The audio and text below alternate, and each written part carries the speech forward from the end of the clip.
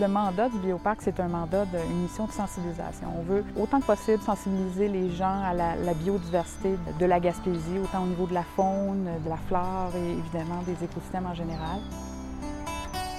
Le Bioparc est vraiment né de la volonté de la communauté de Bonaventure d'avoir un produit, un attrait, une activité zoologique sur le site. Et vous avez misé sur la présence de 5 écosystèmes importants qui sont dominants en Gaspésie. Et effectivement, on voulait garder un caractère plus indigène, si on veut, dans le concept. Alors, on s'est concentré sur les écosystèmes de la Gaspésie pour pouvoir permettre en fait de se sensibiliser aux différentes espèces qui occupent le territoire de la Gaspésie. Donc, essentiellement, ce sont des espèces indigènes qu'on a sur le site, ici, autant au niveau animal que végétal.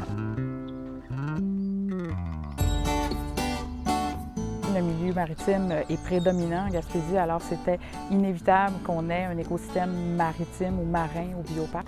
Les phoques en sont la vedette. On a aussi derrière, dans la grande volière, des oiseaux marins très représentatifs aussi des côtes maritimes de la Gaspésie. On est à 2 pas de ce que vous appelez le barachois. C'est quoi le barachois en Gaspésie?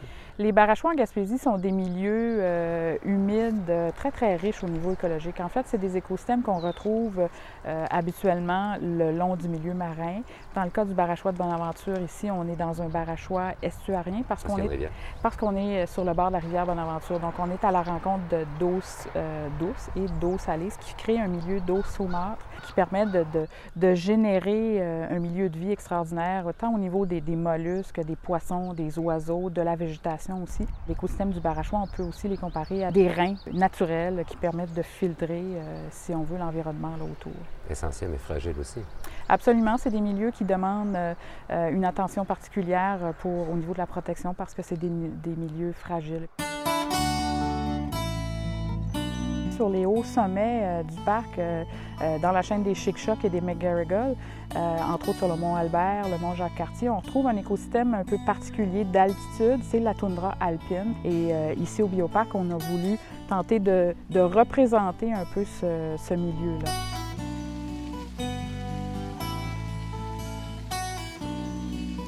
Pour chacun des milieux, c'est ce que vous avez fait en prenant les animaux qui se prêtent bien à ce milieu-là. Effectivement. On a tenté de prendre en fait des éléments naturels sur le site avec des éléments de décor qu'on a aménagés pour représenter ces 5 écosystèmes-là dans lesquels on trouve les espèces vivantes. Qu'est-ce qui vous passionne tant, cet univers?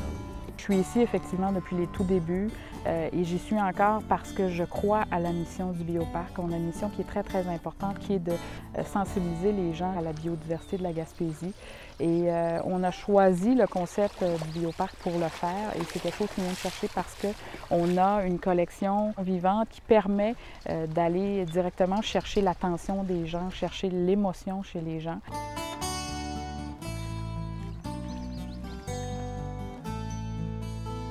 Ces petites bêtes-là qu'on voit presque tous les jours, on s'y attache et mis à part le travail de bureau, c'est ce petit côté-là qui vient donner un petit côté particulier au travail et qui fait qu'on est toujours là et que moi je suis toujours convaincue que le Bioparc a une place extrêmement importante tant au niveau touristique de la Gaspésie que dans sa mission même, c'est-à-dire de sensibiliser, de faire connaître tout ce monde vivant-là de la Gaspésie.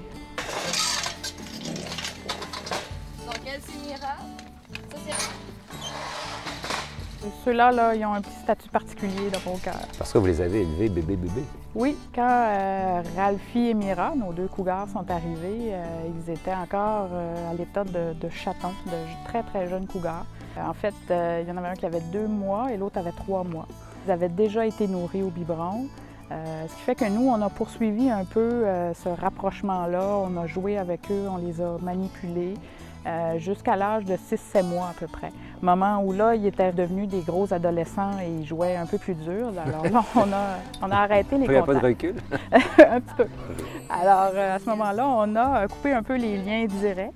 Mais ça nous a permis de conserver, je dirais, un certain rapprochement avec ces 2 bêtes-là, ce qui fait qu'ils sont un peu plus sociables. Les animalières et moi, souvent, lorsqu'on les appelle, ils viennent à nous. Donc, il y a un contact privilégié qui s'est fait avec ces deux cougars-là. Puis vous aimez ça. C'est un beau privilège de directrice. C'est un beau privilège de directrice, effectivement, oui.